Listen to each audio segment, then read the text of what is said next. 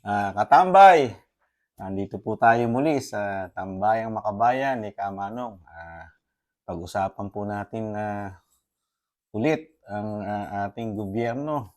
Kung sila po ba nakakatulong po sa atin, sa ating mamamayan. Ang ginagawa po ng ating mga niluklok na sinasabi na sila ay maglilingkod sa taong bayan. Kamusta na po kayo mga katambay? Ito po ang ating pag-uusapan ngayon. Meron akong mga ilang video na ipapakinig at ipapanood sa inyo para maumpisahan na po natin yung ating mga topic at saka tayo magkomento.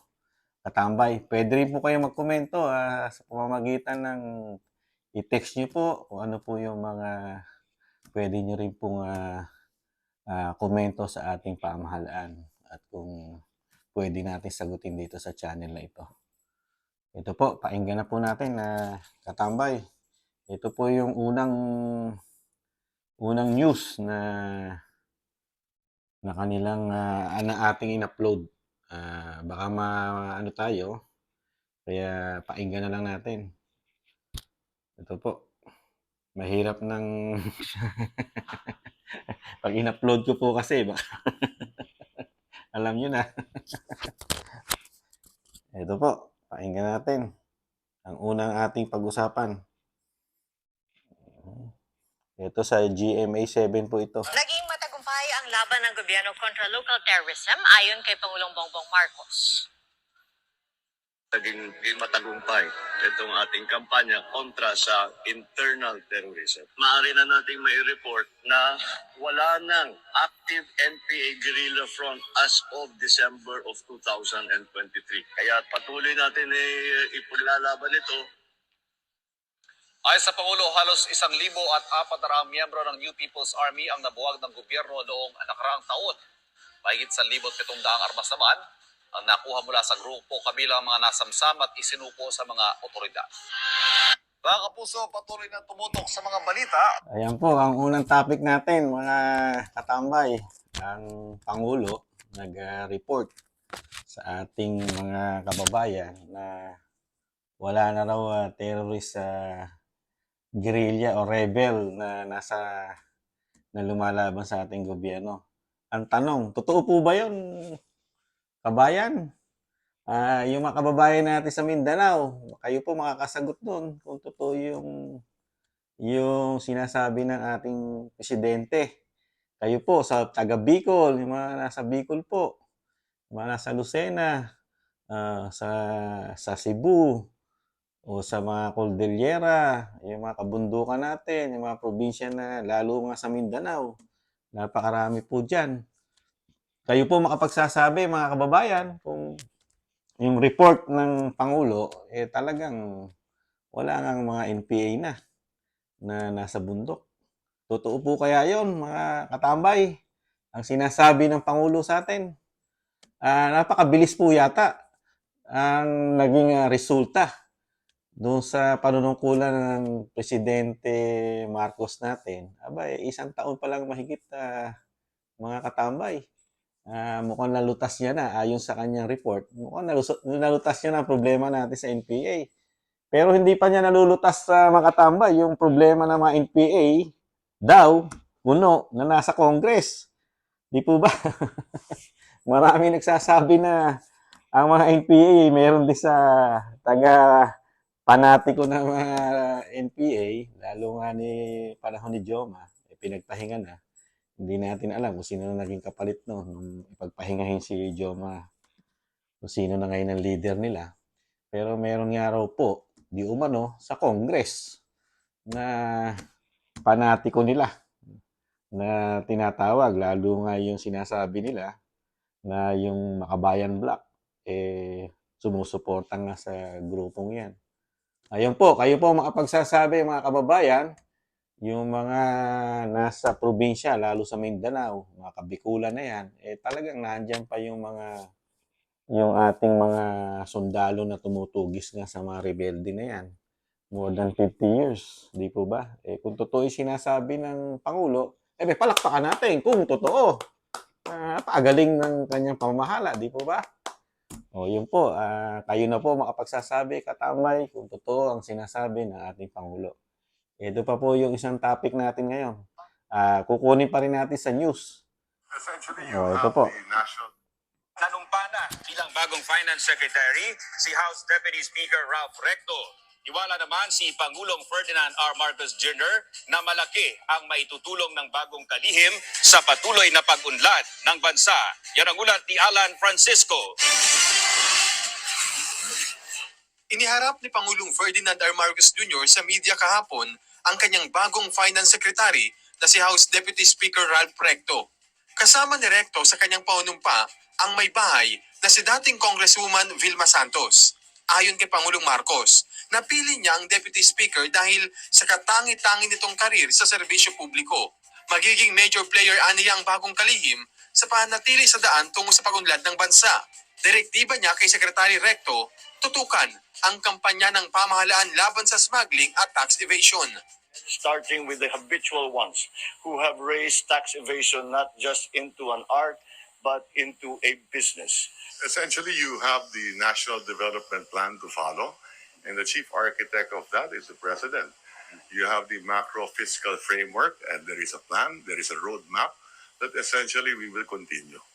Number one is to collect for next year, I think 4.3 trillion in taxes. 3 trillion with the BIR, 1 trillion with the DOC, and I think the Treasury is about 300 billion. So it's all about fiscal sustainability. And like I said, you have a national development plan to fund. Incidentally, we will be borrowing 2.7 trillion next year. So every night when I wake up in the morning, dapat ang nakolekta natin more or less 20 billion to fund all the needs of our people and the requirements of government. Dagdag pa ni Pangulong Marcos, itataguyod ni Recto ang pagpapadali at epektibong pagbabayad ng buwis sa bansa. Pinalitan ng bagong kalihim sa pwesto ni Secretary Benjamin Diokno.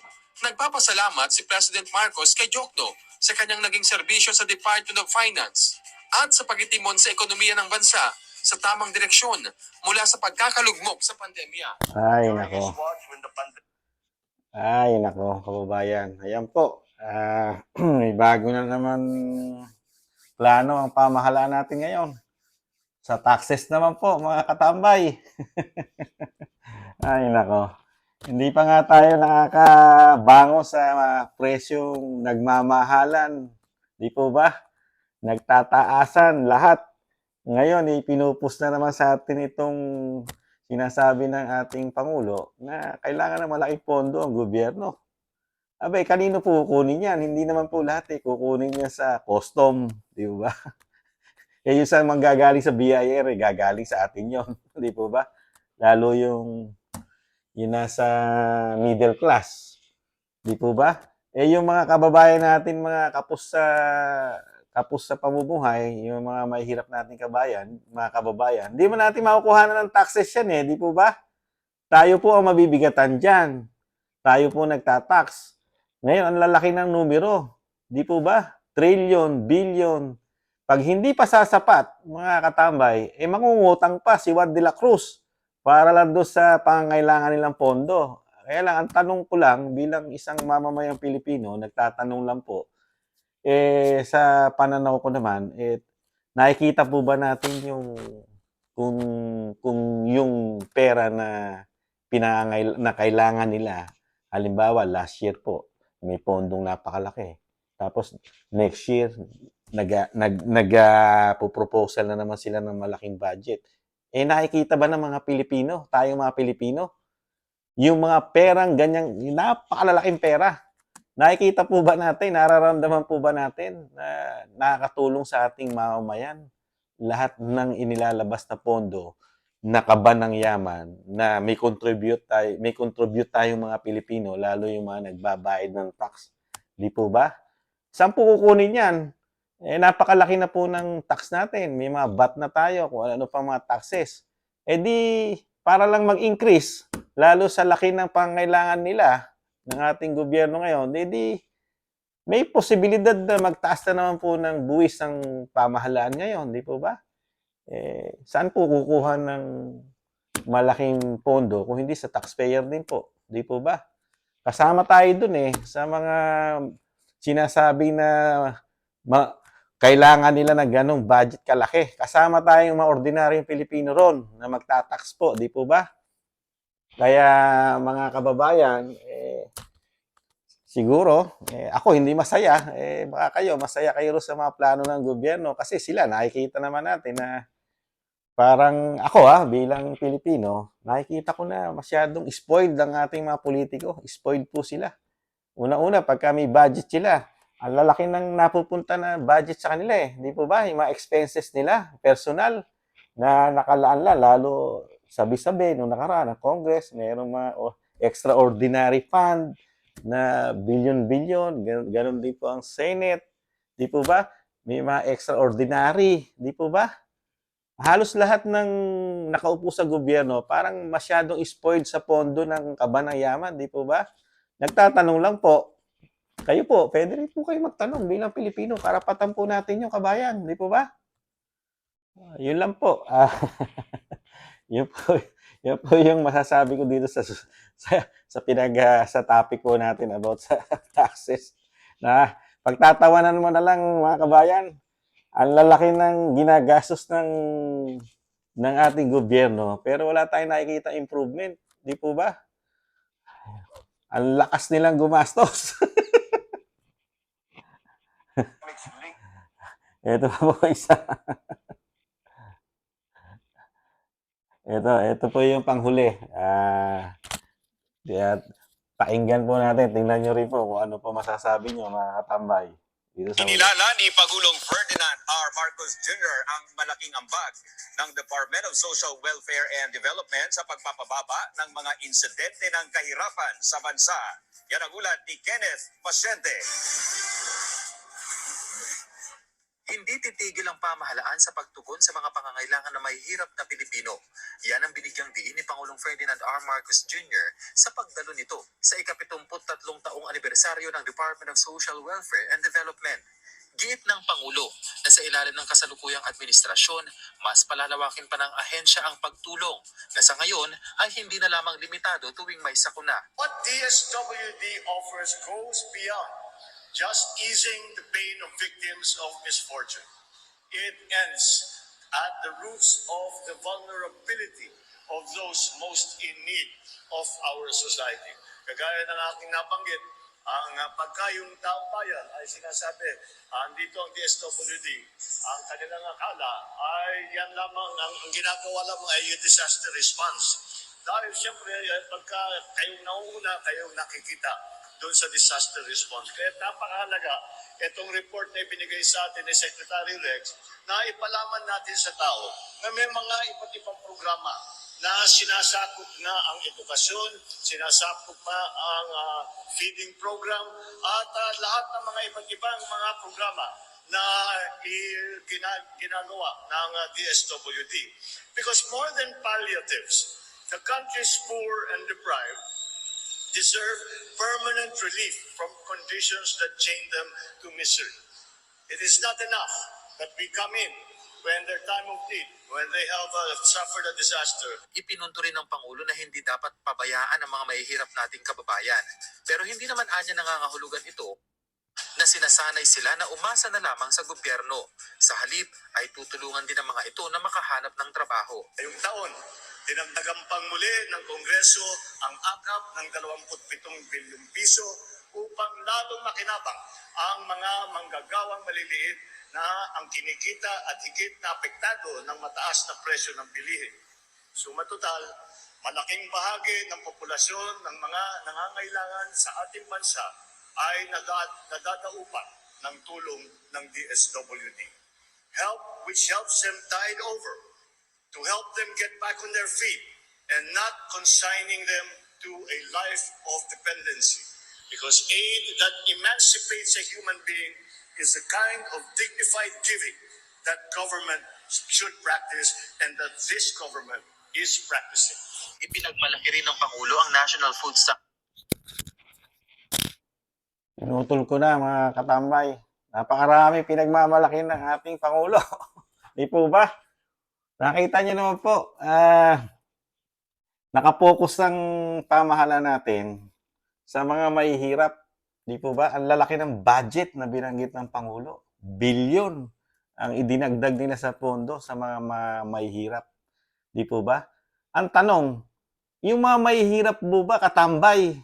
Yung mahihirap, sila lang po ba ang nangangailangan ng malaking tulong? Tayo po ba nabibigyan ng tulong? For example, tayo po. Hindi naman tayo kasama dyan eh. Sa proyekto ng pamahalaan. Puro kapuspalad lang po yan. Paano po yung nasa middle class? Ano po programa? Puro pabababain ng presyo at magbibigay ng trabaho. Nasaan yon? Di po ba? Wala pang trabaho binibigay pero inuubos mo na yung kaba ng yaman sa mga mahirap. Totoo yun eh. Mismong sinasabi nila na hindi nila ini-spoiled ang mahirap. Hindi po ako against sa mahirap, mga katambay, kasi mahirap din ako. Kaya lang ang punto ko po, hindi po masamang tumulong sa mga mahirap eh. Ang number one na punto ko na itutulong natin sa mahirap, magbigay tayo ng magandang programa na trabaho ang ibibigay natin sa mahirap. Di po ba? Puro trabaho.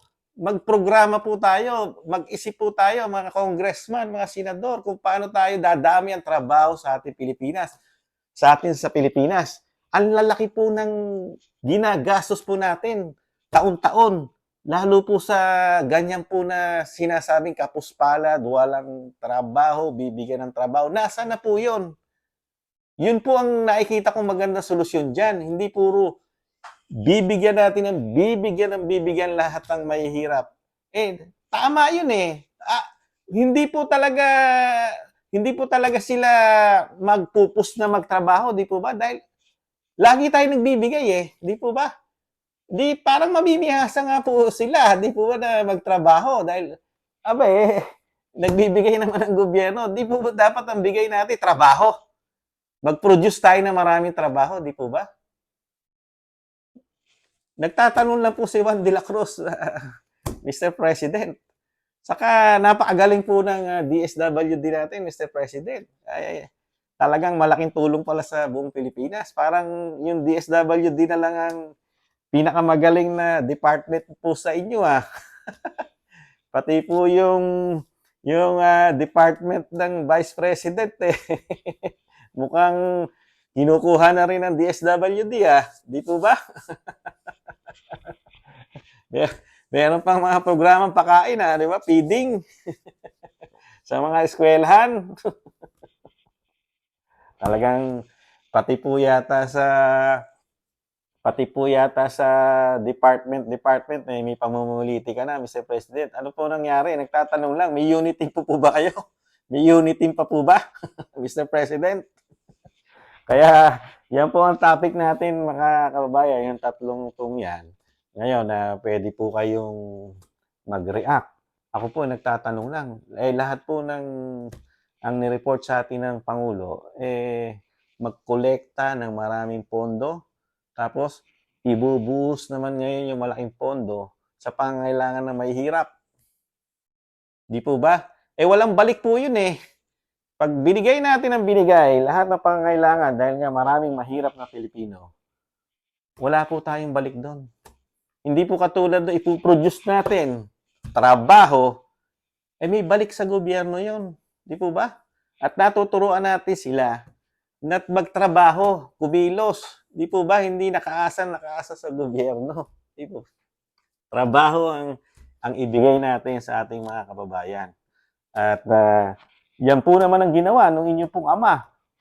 Yung inyong pong ama na si Ferdinand Sr., trabaho po ang binibigay, Mr. President, noong mga panahon niya. Madali naman po i-research. Meron na po tayong internet. Meron na po tayong YouTube. Di ba? May Google na. Nandun po yung programa ng tatay niyo, Mr. President. Buong Pilipinas, nag-produce siya ng trabaho. Yun ang ginawa ng inyong ama. Hindi po basta-basta na ang proyekto natin, lagi na lang tayo magbibigay ng pondo ng kaban ng yaman ng bayan na galing sa taxpayer, puro sa mamahirap. Paano naman po yung nagbabayad ng tax katulad namin? Ano po ang pakinabang namin sa tax naman namin, Mr. President? Di po ba? Kasi hindi naman kami nakakuha ng libre. Dahil hindi naman kami kasama ro sa mahihirap, na sobrang hirap. Di po ba? Ang maitutulong niyo po sa amin bilang middle class, pababain yung presyo na kami bumibili. Nagbabayad kami ng tax, tapos yung tax namin halos hindi namin napapakinabangan. Tapos pagka kami sa pamumuhay naman namin, kimamahal naman ang bilihin. Tubig, kuryente, di po ba? Telepono, lahat mahal Gasolina. Wala po ba tayo solusyon dyan, Mr. President? Nagtatanong lang po, mga katambay, bilang Pilipino, nagtatanong lang po. Huwag naman po sasama loob nyo, mga mahal naming mga politiko. Nagtatanong lang po si Juan de la Cruz. Yun po, mga katambay, nakakalungkot lang po. Sana, hindi nga po matupad na yung hinihiling nila na malaking pondo next year, hindi sa atin kunin at taasan na naman ng tax natin, mga katambay. Naghihikahos pa nga tayo dito sa napakamahal ng bilihin Tapos wag naman sana dagdagan pa yung ating buwis at taasan pa, di po ba? Talagang maghihirap na yung mga Pilipino, lalo yung nasa middle class na nagtatrabaho, nagsusumikap, di po ba? Ay, nako. Nagtatanong lang po, mga nanunungkulan sa gobyerno, Mr. President, ano na po ang solusyon nyo sa nagtataasang bilihin? Yun lang po. Muli po, si Kamanong, dito po sa Tambayang Makabayan. Nag-iiwan po, ingatan nawa po tayo palagi at may awa po ang Diyos. Laban lang po, bangon Pilipino. Muli po, maraming salamat po. Bye-bye.